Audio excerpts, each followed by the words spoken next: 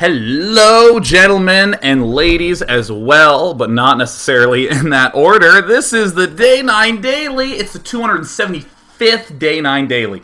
I didn't say the date. Let's go ahead and say that. It's Thursday, March 24th, 2011. And this is the Day 9 Daily, where we learn to be a better gamer. In fact, I have something for you gamers. I have something for you. Ooh. Oh, you know what's hidden under here? Probes and pylons. Oh my gosh, yes. Day 9 uses a common tactic by the ladies to show off, for instance, breasts. But no, I show off advice and breasts. That's right. Probes and pylons, the two most fundamental things for all Protoss players to be building. You literally never want to stop building those two bad boys. Don't want to get supply blocked. Don't want to have no probes getting made. Don't want to have too many probes getting queued up because they only pop out one at a time. But for any of you who are struggling, I want that to be your mantra. Pylons and probes. Pylons and probes. Pylons and probes. And this is a particularly interesting thing that I did bring up, because today is going to be a Protoss vs. Protoss examination between Mouse Sports Mana, who's one of my absolute favorite players in the universe to watch because of his uncanny patience, as well as Dr. White Raw, aka DuckLoad, aka whatever the hell I end up calling him because it's so hard to call him DuckLoad. He's one of the most solid Protosses out there, so we're going to be checking them, duking it out, and in particular, we're going to be referencing some notes that we made from Day 9 Daily number 272, whereby I was trying to combat 4 warp gates by getting ultra-fast immortals. And I have a really weird solution that I don't know if I'm going to end up sharing today, that I still want to work on a little bit more. But either way, a big idea we did in 272 was to get some benchmarks for our strategy, such as when his warp gates finish, when we have some of his units finishing. We're taking this off because it just dawns on me that it is like 100 degrees in my room. In other words, it's getting hot in here. So we're going to go ahead and do a little bit of that. In exciting announcements, next week's Fun Day Monday is the Nuke Dr. Zeus Daily. You must submit a replay of you starting to build a nuclear fucking missile before you expand as Terran. Before that command center gets started, a nuclear missile must get started. And you must nuke at least 3 times in the game. And every time you do launch a nuke, you must type something publicly that is Dr. Zeus-like. Either a direct quote from him, or you can be like, a shoe, a bluke, a bomb, a nuke. You know, something that really lets him know that he's getting killed and that it's very fun and meant for children. The other exciting... Oh yeah, send those to Monday at day9.tv. And in addition to that, Tuesday at day9.tv will be next week's Newbie Tuesday. Last week we did an exploration of just jamming some Speed Reapers into our play. And this week we want to try seeing what the experiments are like when we jam the Infestors into our play. Do Infestor-focused gameplay, either Infestor rushing or having a lot of Infestors in the mid-game. We're going to talk about the same concepts as before. How do we stay alive? How does our resource distribution work? And how does the rest of our strategy plug in? These are the 3 fingers of power we'll be using on next week's Newbie Tuesday. What did I just say? What on earth came out of my mouth? This is what happens when you do it live. Sometimes things just happen, and you gotta run with them. That will not get edited out. If you're an archive viewer, you're probably at your office desk just... Thank God I was wearing headphones, and thank God you were indeed, because you would not want to come have a coworker be, what were you listening to? It's this show about improvement and analysis in video games. That is what, and he's just talking about, don't worry about it. You know, I don't want to put you in that position. You're my friend, and I value our little dialogue here. So let's go ahead and let's dive into game number 1, and we're going to write down some benchmarks that we looked at last time. Bum-ba-dum-ba. Moving out of the way. Hello, Notepad. How are you today? Good. So, man, that was awesome! You can't see, but right behind the notepad, I'm fist pumping. That's right behind the notepad. Oh, so let's go ahead and do that. Talking notepad. Oh, baby. Okay, so some of the things. First benchmark, around 3 minutes and 45 seconds is when the first Zealot, or Protoss vs. Protoss timings. And in particular, I'm worried about a 4-gate. These are the sort of things that I want to be talking about here. So, If he does get a first Zealot, that's when the first Zealot does pop out, generally. And then around 410 to 425 is when a Stalker pops out. Now, for any of you who didn't see 272, a question is, where do I get these numbers over here? The answer is that I just played some games and wrote the times down. I watched some replays and wrote these times down. So that's what we're going to do. And then around 5 minutes and 45 to 6 minutes... actually, it's more like 5:30 to 5:45. Warp Gate finishes if there's lots of chrono boosting. I'm trying to format it. No. Oh. Good. Perfect. Perfect. Fantastic. So this is when the Warp Gate finishes, and around 6 minutes, around 5:45 to 6 minutes, is when first units warp in from the 4 Warp Gate. From the 4 Warp Gate, and around 7 minutes and 30 seconds is when the 4 Warp Gate runs low on money. These are the big times that we ended up doing. I'm actually just going to crunch this down to make it look simpler. I'm going to just change this to 5:40, and then I'm going to change this to around 6 minutes. Seems pretty reasonable. These are our benchmarks.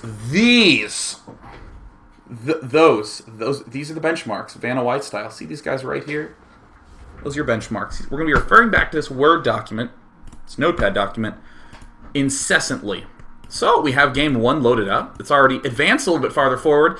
Big TY to Blizzard Entertainment for providing us with these little food counts up here. So we're seeing, yes, mana, yes. Warp in. That Warp Gate. And, of course, here we see DuckLoad Raw warping in a Warp Gate. Yes, very good. Very, very, very good. So we're going to see some Protoss vs. Protoss action go on. We're going to be watching 3 games, this many games. And we're going to be sort of doing some brief analysis of all this, especially in comparison to these timings. When the Zealot pops out, when the Stalker pops out, when the Warp Gate finishes, when the first unit's in the Warp Gate. When the first units warp in, and when the 4 Warp Gate begins to run low on money. So it looks like Mana is going to be building his Cybernetics core on 17th. That's fine. DuckLoad also making his Cybernetics core on 17. Everything seems to be pretty much in order. So there's DuckLoad. Mouse supports Mana. Looks like, is either player making a Zealot yet? Just looking here. Yeah, there's the Zealot going down for DuckLoad. There's the Zealot going down for Mana. So I just want to compare this to our notes really fast. When will this thing end up popping out? Oh, looks like Warp Gate not yet quite started for Mana. And look, the Zealot pops out for 1, and the Zealot's about to pop out for the other. Alright, cool. Our notes on the timing of a 4 Warp Gate are good. So far, it's approximately accurate. This is something I actually do a lot when I'm watching replays, just of general people. I just kind of check timings a lot, both as a double check and also as a danger zone type warning. You know, like for instance, this actually becomes quite useful in commentary as well. If this Zealot popped out and it were 3 minutes and 20 seconds... it doesn't even matter if I was not looking at his base. I can just go, whoa, that's a really early Zealot. And as a player, it is most useful. If I see a Zealot 3 minutes and 20 seconds, I immediately know that he either chrono boosted the Zealot or built that gateway way earlier. I can begin to make conclusions just off one little stinking timing. So we're going to be watching this game at first to see how these strategies compare to a 4 Warp Gate, and also how these strategies compare just in a general Protoss vs. Protoss sense, because I kind of don't want to have that much goofiness occur in my gameplay. I don't want it to only be about 4 Warp Gates, and we're seeing Dr. DuckLoad also end up with a 4 Warp Gate, and there the Stalker pops out at 4:30. 4:25 is actually when we said it would pop out, so good, it's right on time. And the Stalker from Mana, it looks like Mana's was out a little bit earlier. And this is when I rewind. Did he chrono boost that? Well, actually, I didn't rewind enough. There's the chrono boost on the Warp Gate. No, it looks like no chrono boost was thrown down on that little duder. And, of course, Mana going for the gas early. Oh, ooh, okay, cool. So we're going to see Boink. He pops out. Yeah, around 4:25. I'm pretty content with that timing. And now Mana is actually getting a Sentry and more gateways.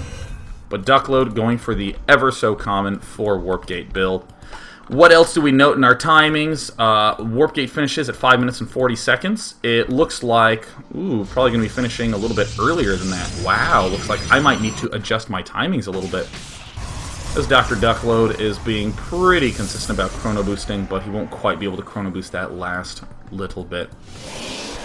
And Mana now, looks like he's doing chrono boost primarily on, on his probes and getting a robotics facility after he throws down these 3 gateways. This is quite interesting to me. There's the pylon going down. Looks like DuckLoad has a very good timing on his build. And when did we say the first units will be done warping in? Okay, there's 5 minutes and 40 seconds. That's when the warp gate finishes. Okay, cool. So this timing is actually accurate. 5 minutes and 40 seconds, almost exactly. And then we're going to see some units get warped in. Whoopsie daisies. You know what? His units could have been warped in by the 6-minute mark. But hey, you know what? This is very, very useful defensively because I'm seeing Mana is going to have enough for 1 force field at 5 minutes and 50 seconds. And then he's going to get all these other warp gates so he can easily warp in 2 stalkers and another sentry. There's 1 stalker. I would warp in another stalker and another sentry and another sentry. Ah, my clairvoyance stinks. I almost said something so inappropriate, but I backed off to stinks because this is a G-rated cast. This is G-rated. Except for the pregame show. Except for the pregame show. So we see a very solid defense here by Mana. And this is where I want to do a lot of analyzing. Why is that? Why is that? In Day 9 Daily 272, I flipped out at how incredibly Gosu the 4 Warp Gate was. And did nothing in the show but try to figure out ways to stop a 4 Warp Gate. That's what I did the whole show. Well, not ways. A way is what I was trying to figure out, focused on the Immortal. So when I see someone else holding off a Warp Gate, doing something completely different, I want to both measure it, see if it's actually working out really well, get some benchmarks for it, and then look at a lot of timings to it. I want to study this quite thoroughly. So this little period, I'm actually going to be staring at a lot. And it looks like, whoa, this is very subtle. This is a very subtle bit of micro. But what I want you to focus on, this is a weakened stalker. So here is the split. Now watch all these units fire at that one. And then we're actually going to see one of the units move over there. You see this unit? See, here's all the shots, but one unit moves away.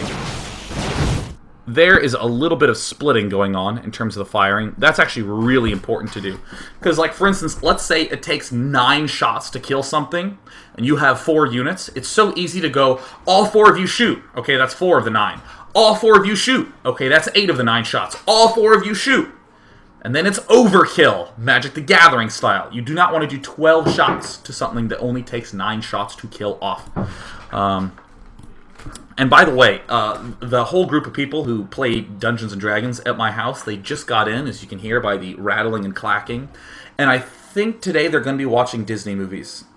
I think that's what they were going to do. I think it's a Disney night at the house. So if you start hearing some Lion King or some Aladdin or some Beauty and the Beast, I want you to know that I will open the door and tell them to turn it up. Just saying. Just forewarning you, just as a good caster should. And by the way, what we're seeing right here by DuckLoad is the exact reason why people think that a 4 Warp Gate is so powerful in this matchup. Notice that even with a force field, the money force field, this pylon can still see onto the ramp. So you warp in on the ramp as opposed to at the top of the ramp. So this is where it becomes a little bit of a sticky situation for Mana. As we see the front getting broken right now. And I'm going to write down some more times here.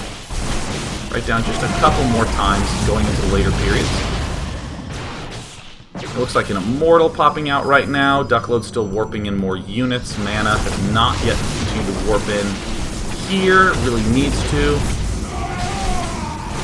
I'm just sort of looking at the general control. Man, DuckLoad looked like he was just dead in the water, but no, it looks like the Warp Gate is still continuing to be quite punishing, especially with only Zealots being warped in. Wow, Mana.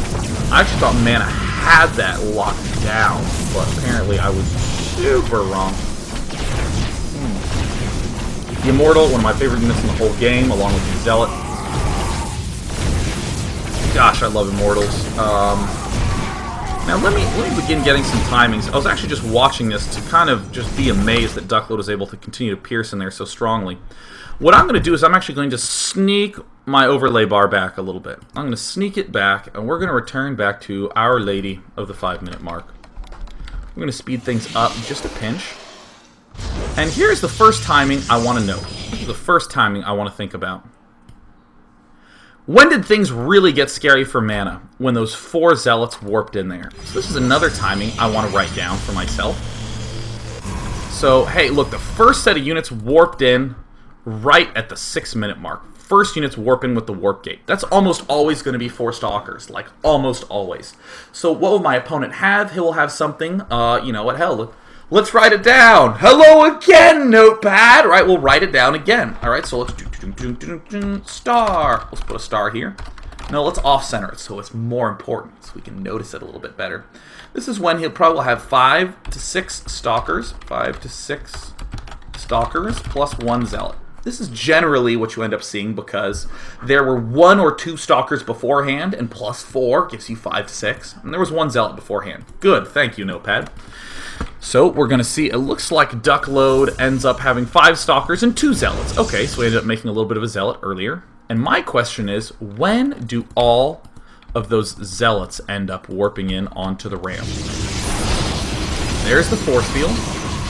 Now, I'm looking down here. I really want to see when these warp gates end up finishing, as we can see. No units can be made yet. Maybe he could chrono boost. But no units can really be made yet. So we see a little bit of shooting action going on. And it looks like at the 6-minute and 20-second mark is when he could shoot down 4 Zealots. Pylon ends up finishing at around the 6-minute and 30-second mark.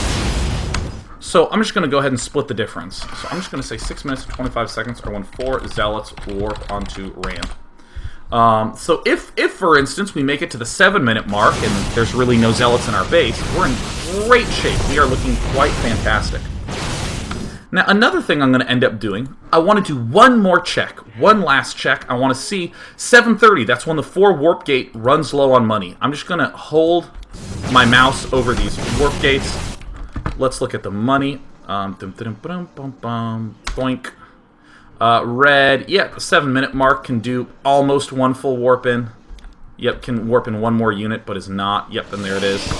So yeah, it's 7 minutes and 30 seconds. Doink. Yep, we just do not quite have enough money to continue to do full 4 warp ins. See, we're going to see 2 get warped in instead of 4. Another 1 gets warped in instead of another 2. Alright, good. Now, what was the whole point of me looking at this game? Well, it was for me to benchmark my 4 warp gate. I want to continue to measure. Is this being boring? The answer is, it's being edge-a-frickin-cational, dude. And thanks to the fact that we can see their food counts at all points in time, we can also do a lot easier of a job getting those benchmarks. Mana, well known for doing 3 warp gate defense against 4 warp gate pushes. Very, very well known for doing this. We can see him already pulling ahead. And this is just at the first little assault. I really want to wait till the 6-minute 30-second mark to see what the food counts are at. So, this is when the 4 Zealots get warped in, and it looks like mana is a little bit ahead. I want to get those unit count differentials. Whoa, mana, 27 probes versus the 20 of DuckLoad. Holy cow. The unit counts aren't accurate because there's 4 Zealots going to be warped in, but they haven't been counted as Zealots yet. I'm a little curious about the 94 energy that we see from Mana. Perhaps he could just chrono boost all these guys. Perhaps he could chrono boost this Immortal out a lot earlier. But DuckLoad seems pretty much as a 4 warp gating player should be in. The last little question I have for myself is, how does Mana end up botching this big lead that he has? How does he end up doing that? I think it is because he stops favoring warp gates and just gets us Immortal. This might actually be the big problem. If you're winning in the warp gate battle, you might just want to continue to press with the warp gates, because here we see Here's the Immortal coming out, but come with me to this bottom right corner. See how he can warp in one gateway unit? But he's just not quite doing that. Oh, he's actually supply blocked. Oh. Well, that's a little bit easier of an explanation. Getting this Immortal up. I still think I stand by my statement that, you know, focusing on the warp gate units will help you out a little bit more. But I could focus really hard on the micro going on right now, but I kind of want to go on to the end of this game and then on to the future games. Now, you'll notice I took a long time doing this comparison. In reality, when you want to do this at home, it's a lot easier. It's a lot faster. You can, because I mean, like for me, I have a notebook, and I'm like holding the notebook. I'm trying to find the nearest piece of paper. Yeah, let's say this is my notebook, which it's not for StarCraft, because this couldn't hold all the information about StarCraft, baby.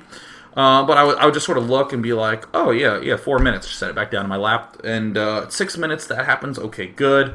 Just as a sanity check, and then you close it, and you wrap it up, put it away. That sort of thing. Very, very easy to go through.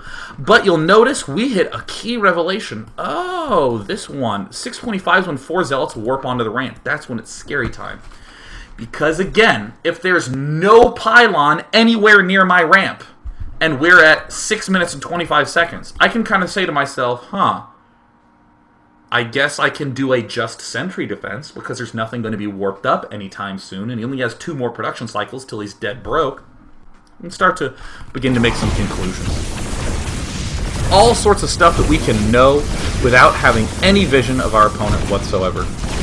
So way to be for mana, making those Immortals rah, rah, rah.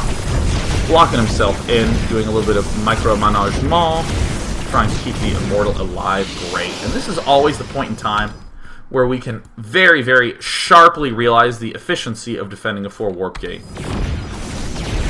We say, holy cow, 42 food to 23 food. And then we always want to come back because we want to check our probe count. Because sometimes a very weird thing will happen. A really weird thing will happen. Where you will hold off the 4 warp gate. You'll be like, oh my god, I'm the man. You'll rewatch the replay. You'll be ahead in food. It'll be 34 food to 30 food. And you'll go, I got this one. Or even a sharper difference. 34 food to 26 food. Oh. But then, when you go to this unit counting station, you see, wait a minute, he actually has more probes than I do. And later on, he goes on to win the game. Because his 4 warp gate did so much damage to your probe line. Sure, you had more units at the end of the day, and you managed to stay alive, but he came ahead economically. Oh, that sounds counterintuitive, but it happens. And every Protoss player who is watching knows exactly what I'm talking about, and it stinks. So, Mana doing the smart thing, getting 2 Immortals and then immediately getting the Observers, because once you've held off the 4 warp gate, you're in great shape, killing off all sorts of free pylons. Mana getting the Robotics Facility, and this, I think, is an interesting moment to note in Protoss vs. Protoss. We see that the Robotics Facility is going down. Now, let's begin with something like an intuitive question. What should you do once you've defended a 4 warp gate? You have the lead. Congratulations. What do you do? Seems kind of silly. I have the lead. I should just hold the lead.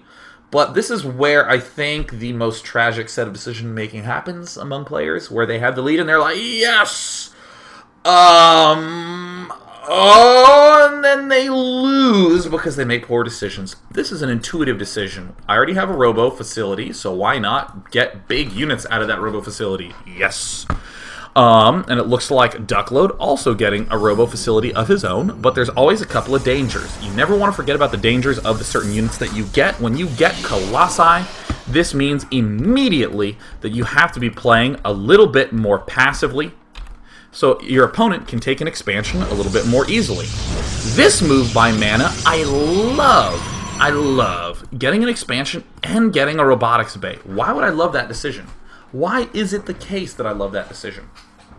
Let me move my shoe out of the way so I stop running over it. And while you think about that decision, I'm going to eat a little bit from my burrito. Why would it be so awesome that Mana is both expanding and getting a Colossus at the same time, given the fact that he just held off 4 warp gate? Oh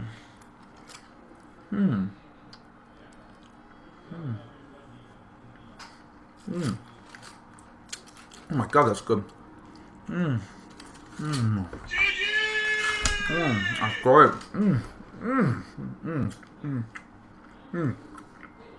It's kind of hot. Wash that down. I got something in my teeth, too. Good, good.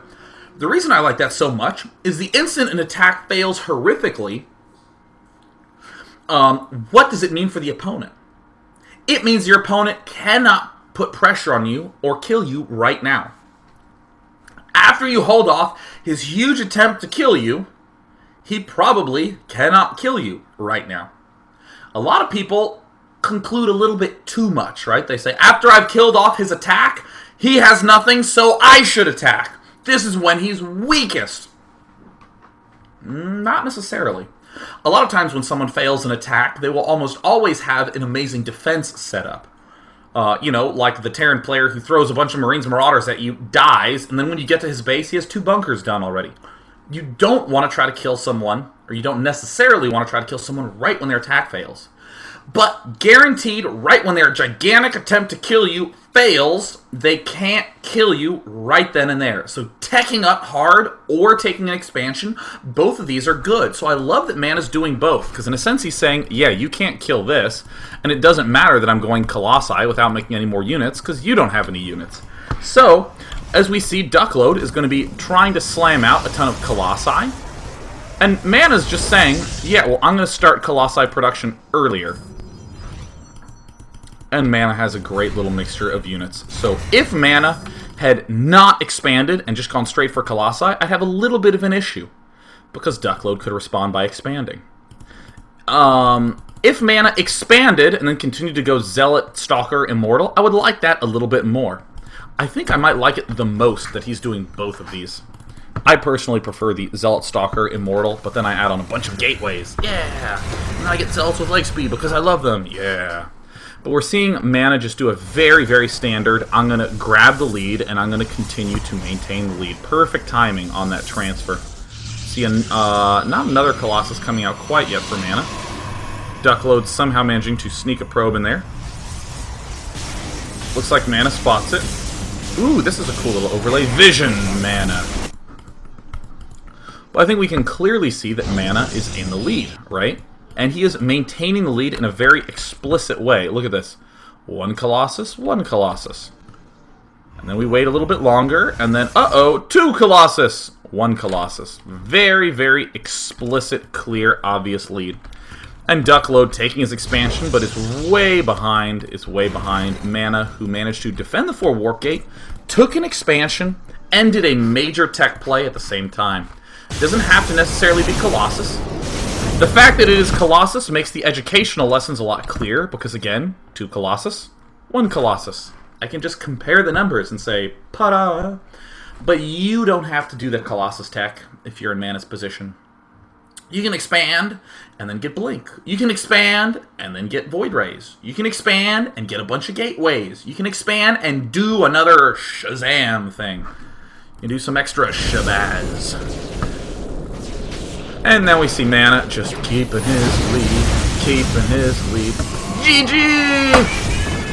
Very good. Let's go ahead and pop into Game 2. Game 2, because I love the fact that this best of 3 helps us examine situations in a full sense.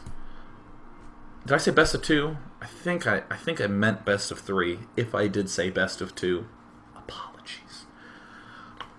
Let me just... Good. It's important that every single crackable thing gets cracked. Can I crack that? Have you guys ever cracked your wrists? Yeah, awesome. That's the true sign of a nerd. If their wrists crack. Yes. Here we have Mouse Sports Mana spawning in the bottom right of Shakura's Plateau. Is it that new version? Oh no, there's no backdoor expansion, but there are these little rocks to get to the Happy Face base. The Happy Face base at the bottom. The Happy Base face. There is the pylon going down for Mana, and here's our ramp. Here's our expo. Here's our thinner ramp. Good. Deed. Production tab opened again. I might end up referring back to our notepad of brilliance. Alternatively, the players might not for Warp Gate. So let's go ahead and look. It looks like the 12 gate going down for both players. Cool. Making probes. Making probes. Getting in a simulator. Saving up on energy. No, he's not. No. Looks like both of them have been doing some chrono boosting action. Cool. Another chrono boost on the Nexus. Okay. Chrono boosting is the only thing that you really get to scout. And what do I mean by that? Well, when you get to his base, he's probably going to be doing the same thing as you. Gateway, gas, core. The only thing that is really, really revealing will be the amount of energy that he's saving up. Or in particular, if he has no energy saved up, then this is going to be a lot later. This might be something like 6 minutes and 20 seconds. Oh, it's important to know. It's important to know. DuckLoad raw finishes his gateway. There goes down his cybernetics core, and another cybernetics core going down. Oh my god, the amount of equalitude is remarkable. And there's zealots popping out. We anticipate that they will pop out at 3 minutes and 45 seconds. But it looks like Mana has a ton of energy saved up. Looks like he's going to spend it on the... Is he going to do a double-double? No, just a single. A double-double is when they chrono boost both the gateway and the cybernetics core, and it is a very good type of sandwich from In and Out. Apologize for the salivation here. I'll drink off camera. There we go. Not a problem at all. Not an issue to be concerned about. So right now, as Dr. DuckLoad is scouting, oh crap, that's a lot of chrono boost going down. So it looks like Dr. DuckLoad is going to begin chrono boosting himself. So I want to speed this up a bit. Probe production still going down for both players, but I'm mildly concerned about the fact that Mana is not for warp gating. He's making 3, and the instant that probe died, he slammed out in a simulator. And it looks like Dr. DuckLoad can be doing the exact same. And look, Zealot's clearing things out. We know that the Zealot is safe to move out because if we refer to our notepad, warp gates finish at around 5 minutes and 40 seconds. If everything is normal in the world. Dr. DuckLoad looks like, hey, he's going for the robo play too, and hey, Mana's going for the robo play. So interestingly enough, we find that these players are doing the same thing, but both of them are still a little bit worried about that 4 warp gate. Now, notice that Mana's warp gate's finishing again a little bit later than what was expected. DuckLoad's finishing a little later than what's expected. And by the way, when I say expected, I mean if we're expecting a 4 warp gate. If we're expecting a 4 warp gate. This is fine if you're spending all your chrono boost on probes. So, always at a point like this, I want to briefly pause and try to get a sense of who's actually ahead. Because to the untrained eye, they're at the exact same spot. 3 warp gate and a robo. 3 warp gate and a robo. But we can see Mana's robo's a little behind. DuckLoad's robo's a little ahead. If we study more, it looks like their probe counts are the same, but there's a lot more zealots on Camp Mana. Mana has just more gateway units altogether. If we click on here, it looks like DuckLoad can't actually warp in anything more. If we go here, it looks like Mana can't warp in anymore, but Mana's actually going to have a production cycle lead on his opponent. So we're going to see Mana actually pull ahead in a moment when he begins warping in more units. Yeah, look at that. 47 to 41. 47 to 41. Wow, that's actually pretty big. And, we're seeing more probes from Mana, more units. Looks like DuckLoad can warp in, but Mana did something really right. And this is almost always one of the most exciting moments when I'm like trying to drill hard into a game. When I can stop at a point where they both seem to be the same, but one person's starting to crawl ahead, and I go, how did that happen? How did that go down? Let's take a brief examination of that in this game. I'm actually going to go all the way back to the beginning, because that is a huge thing. People tend to avoid mirrors. And by mirrors, I mean like doing the same thing as the other person. The hallmark of a really good player is when he says, oh god, I hope he's doing the same thing as me because I'll do it better. A weaker player wants to avoid those situations. If you have that urge to like sidestep it, instead pull back and just say, hey, you know what? I'm actually just going to do it better than this guy. Try to study hard. So let's see what the heck went right or wrong. So I'm going to begin comparing really, really early. let's see. Right when that pylon finishes, we have a Chrono Boost. We have a Chrono Boost. And does Mana get the second Chrono Boost? It looks like no, actually saving the Chrono Boost, but we're going to see DuckLoad Chrono Boost. Okay, so that's the first little noteworthy difference. We're seeing some Chrono Boost saving go on for Mana. The gateway, is the gateway actually finishing a little earlier? No, they're finishing at the same time, thanks to this. We see Mana getting his pylon a little earlier. I'm not that concerned about that. It looks like Mana, though, did cut a probe. He cut a probe. So that way he could get a 16 thing out. So it looks like his gateway is about 10 seconds ahead of the opponent. We can see DuckLoad is still ahead. This is where DuckLoad does another Chrono Boost on his Nexus, if I recall. Still no Chrono Boost here. Is there actually going to be a Chrono Boost? Did I misremember that? I may have misremembered. Okay, so it looks like I misremembered. And this makes intuitive sense because, hey, you know what? DuckLoad sees that this thing's coming down.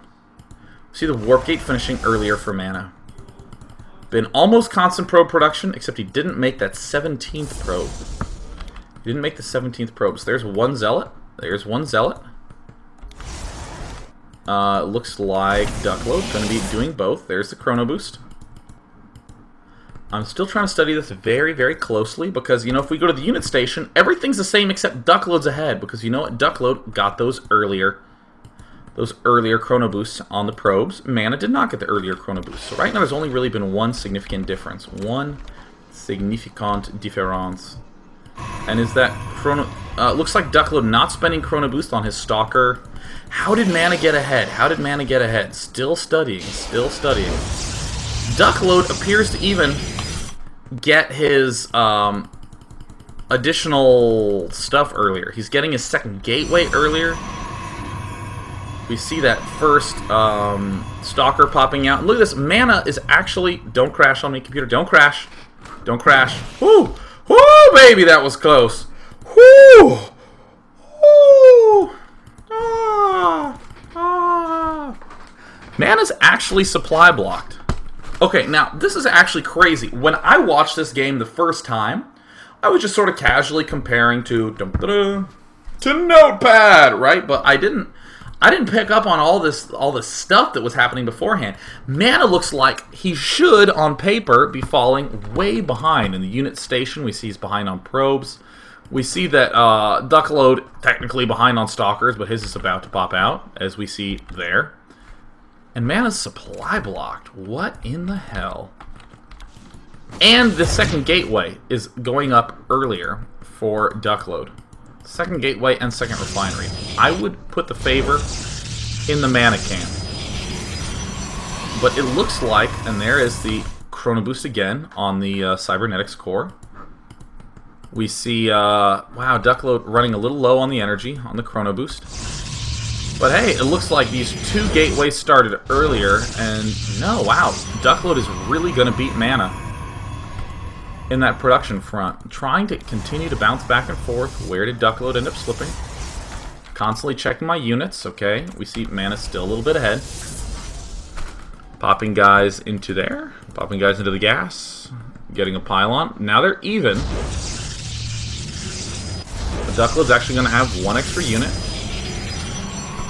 And it looks like even the Robo facility gets started earlier for DuckLoad. DuckLoad's just getting everything earlier. And where are the Chrono Boosts going down for DuckLoad? I'm still trying to study. I'm studying very carefully. Notice I'm not rushing through this at all. There's even periods where there's not that much to talk about. We're all just sitting like boa constrictors, waiting to strike. I guess cobras, they're the ones that strike. Constrictors are the ones that just constrict. There's a Chrono Boosting on the probes by DuckLoad, and you know, it might just be the selection of units that Mana went for. It just might be that. DuckLoad warps in Stalkers. There's one Stalker, two Stalker. I believe we end up seeing a third Stalker. I believe that might be the case, but Mana actually warps in Zealots and Sentries. Look at the distribution. Zealot and Sentry favored. Stalker favored. Very crisply, very cleanly. I'm going to come back to production. It looks like, is Dr. DuckLoad? Yeah, DuckLoad just kind of halts on the production of the probes while he's warping in, again, the expensive Stalker unit. Huh. Oh, this is starting to be really very revealing. Huh, interesting. Now we're seeing Stalkers get warped in by mana. But look, now we're right back to where we were before. An extra probe. Overall, more units. Ahead in the warp gate count. Or not in the warp gate count, in the warp gate timing. Notice that we can see that this can warp in. That's just started. That can almost warp in. DuckLoad a little bit far. That can warp in. That can warp in. So when DuckLoad warps in this set of units, he'll still be behind on food, and mana will be ahead. Alright, cool. What was that whole study process? What did that reveal to us? This is an idea. I'm actually going to come down here. Ignore these things. The idea of unit skewing. Yeah! Or I guess I should say unit composition.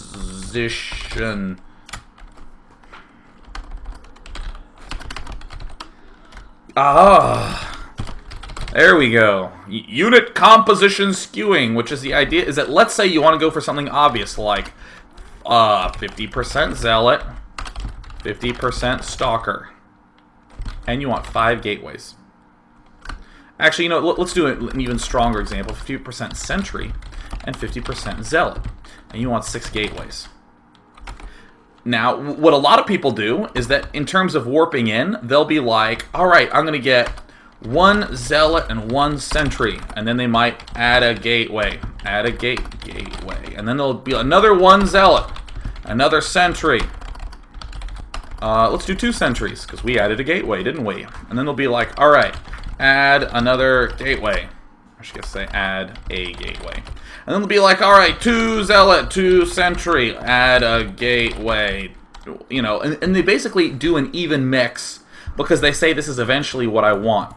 But what I would strongly suggest is that you do something like 2 Sentry. And then you add 2 gateways. Because, whoa, the Sentries, these are low on minerals, high on gas. Low minerals, high on gas. And then we can get a lot of gateways out earlier. And then we can do I don't know, 4 more Sentries, again, for the same reason, and add our 2 gateways. And then suddenly we just do 6 Zealots. And what is our end army? It's 6 Sentries, 6 Zealot. But we also got these gateways a lot earlier, right? We got these out a lot earlier. This is the same sort of thing that's going on here. Zealots and Sentries, you know what? Just money-wise, that's, you know, about like half and half, you know. You're still building a lot of units, but overall, the Zealots are pretty cheap. They just cost some money. Sentries are pretty cheap. They cost almost no minerals and a good amount of gas. So, together, it's just not very expensive. But the Stalkers, very expensive units. So we're seeing that when DuckLoad favored getting a couple of Stalkers early on, it ended up coming back to bite him. Mana isn't just cutting Stalkers altogether. He's just favoring the Zealots and Sentries just for like a cycle or 2. And now, all of a sudden, he can make 2 units. He can only really afford a Sentry and a Zealot at this point. This can be very, very, very, very, very revealing. And it looks like Dr. DuckLoad does not really want to do too much exceptional. Yep, there's the Immortal coming out. Notice how not building any of these gateways are. That's what happens when you open up with like a 3 warp gate and a robo facility, and you're getting the Immortal. It's kind of hard to avoid being in that position in this matchup because 4 warp gating is so potent. So it's important to just kind of be fine with that. And now we end up seeing that the food differentials are starting to really pull apart. With mana, right when this Immortal pops out, he's going to have a substantially bigger army. He has more probes, he has his Observer up, he's more Zealots, almost the same Stalker, more Sentries.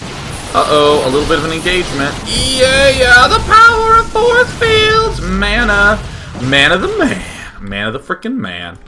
So in this particular game, we're seeing the Robo Facility be thrown down first, so it looks like we're going to see Colossi pop out right off the bat, and it looks like DuckLoad doing the same, but opposite. He's going to be playing the defensive robotics facility, the exact same thing that we saw Mana do in the previous game. I'm going to speed this up so that way we will have the chance to look at the 3rd game in the series to again see if we can pick up on any particularly useful information. There's the Colossus going down. There's the Nexus going down.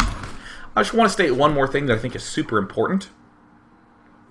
There might be the chance that Mana randomly built Zealots and Sentries this game without any thought in the world. He might sometimes make Stalkers, sometimes make Sentries, sometimes make Zealots. He just spams. He is a monkey that has a 3-letter keyboard and just clicks and bangs them around. That is possible. Whether he knows that what he's doing is good or not doesn't matter. It's important that you see that it's good. So, for instance, we came in here and we just saw definitively Mana is getting way ahead of DuckLoad early on. Early on he's doing that. Why? Because of the Zealot Sentry skew instead of making a lot of Stalkers. Aha! That is why. Doesn't matter if he knows it. It's important that you can draw it.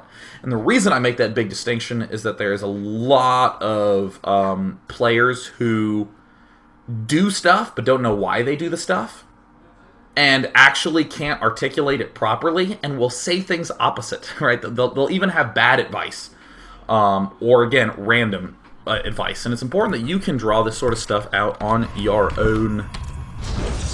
Because, hell, that Zealot Sentry skew didn't occur to me as much. I mean, a lot of times I would make Zealots and Sentries early on because I'd be like, yeah, I can pin him against the ramp with a force field and the Zealots can tear his ass up.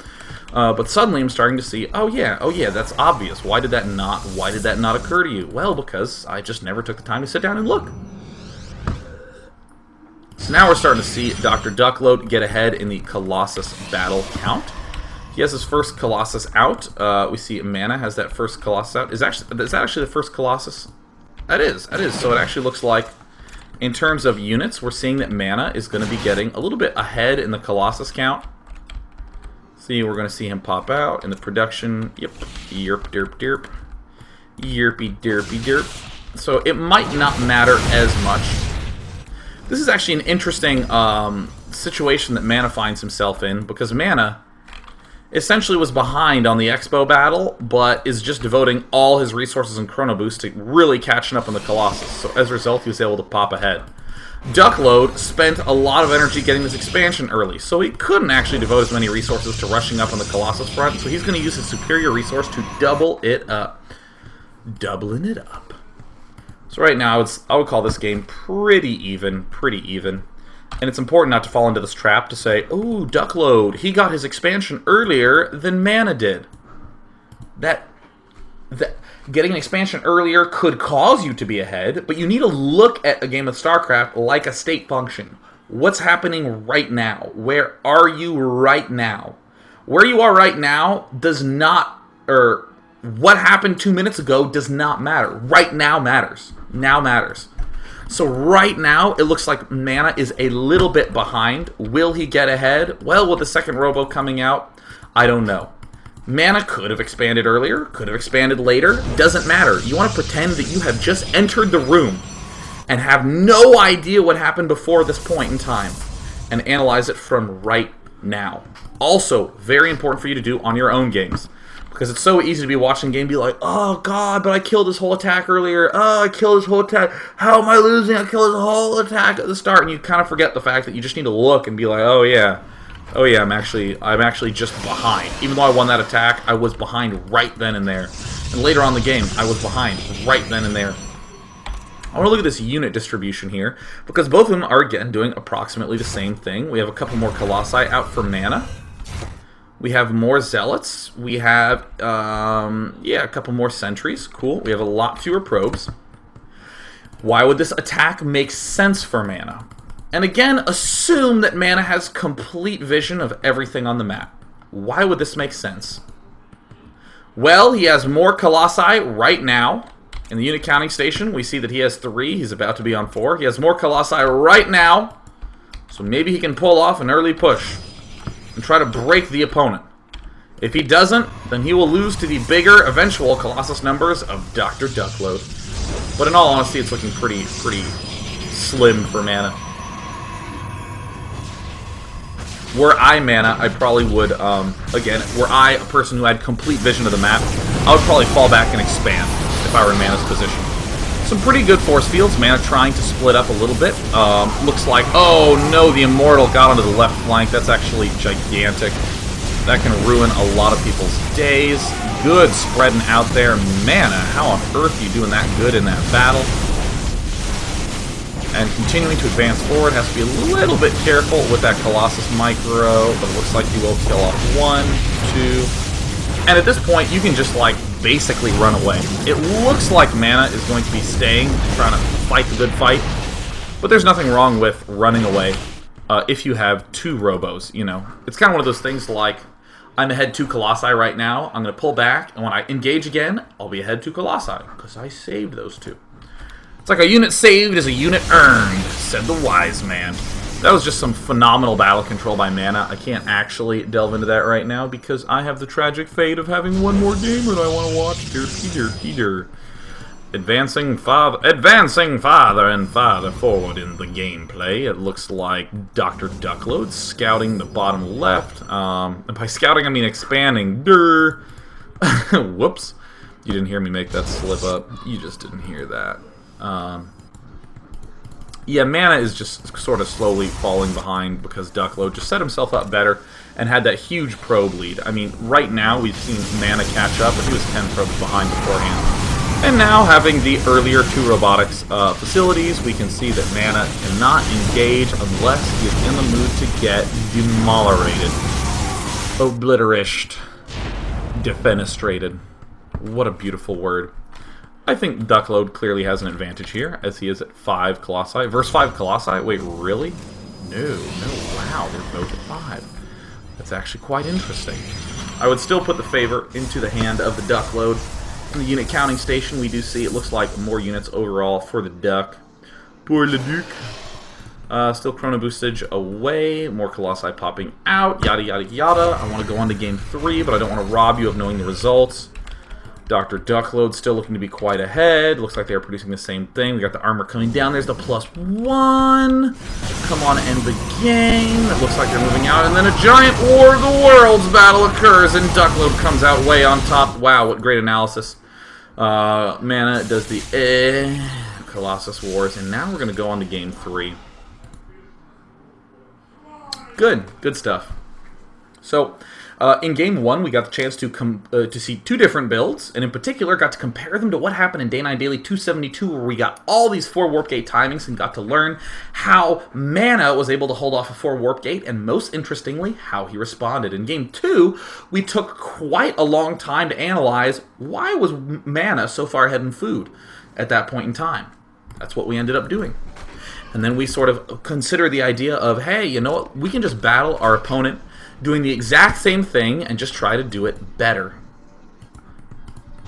And then we can, again, analyze that a little bit more. And for any of you who ever think that, you know, Protoss vs. Protoss is all about luck or silliness, it means you're not delving in deep enough into the subtleties, like when the Chrono Boosts are happening, when they're saved, when units are cut, when units are built, and we're seeing, oh man, that is really early.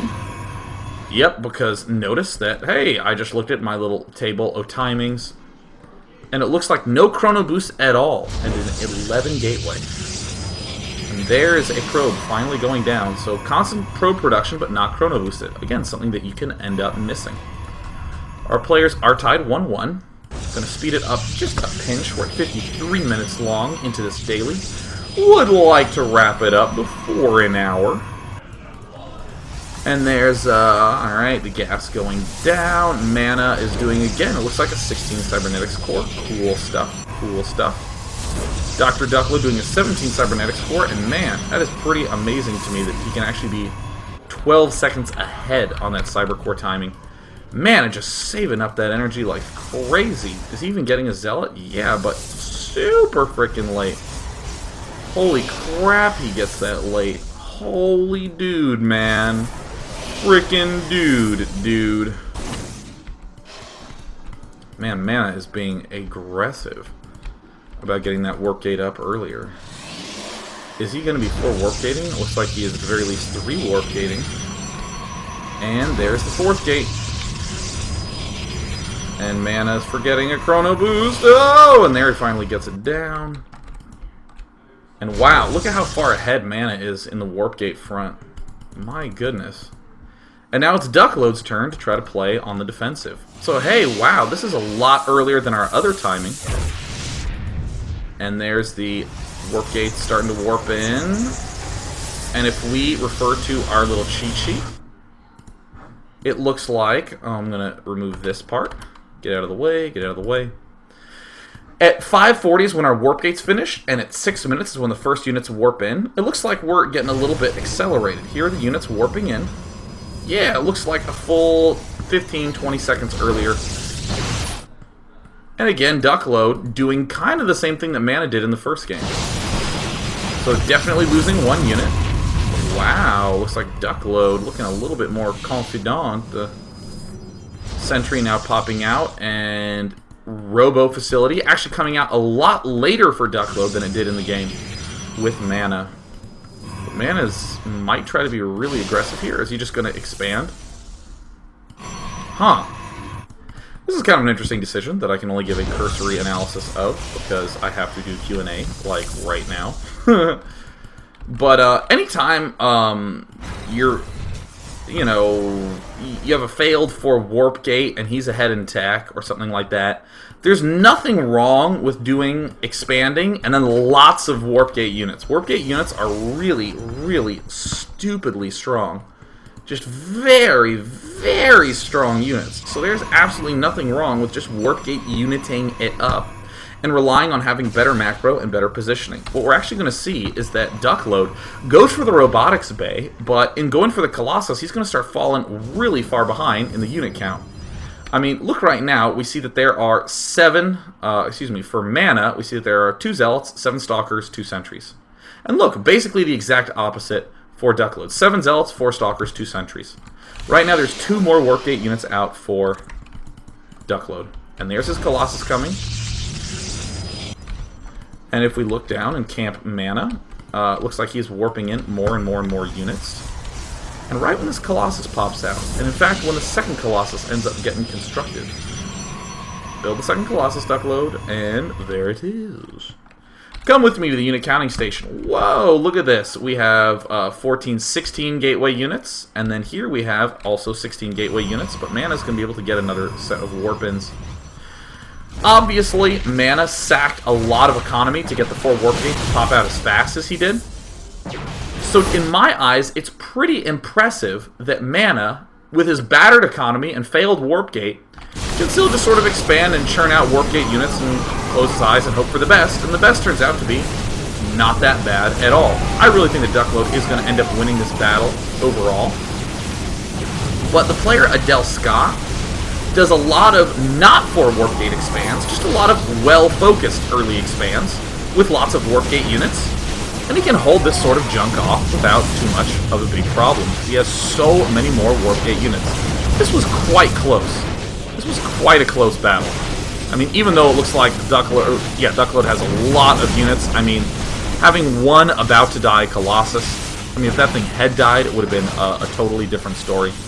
So we are seeing that DuckLoad ends up exploiting a very, very nice little timing window to go for a win. But again, it kind of comes back to that 4 warp gate theory we were talking about before, that once you hold off the 4 warp gate, there's really not that much that your opponent can do to pressure you, so DuckLoad went straight for the Colossus. And I do like Mana's choice to eventually expand, but I would love to just suggest to you that if you do some sort of economic 3 warp gate, and then expand, and then get more warp gate, players that go Colossus will actually have quite a bit of trouble against you, because you just have so many gateway units. Dum, dum, dum, dum, bum, bum, bum, bum.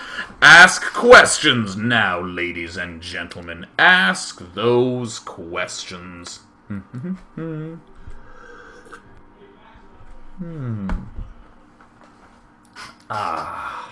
Let's see here.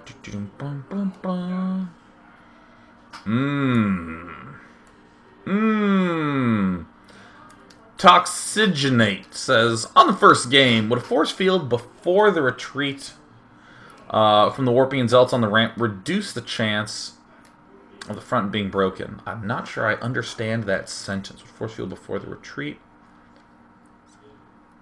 I don't understand it.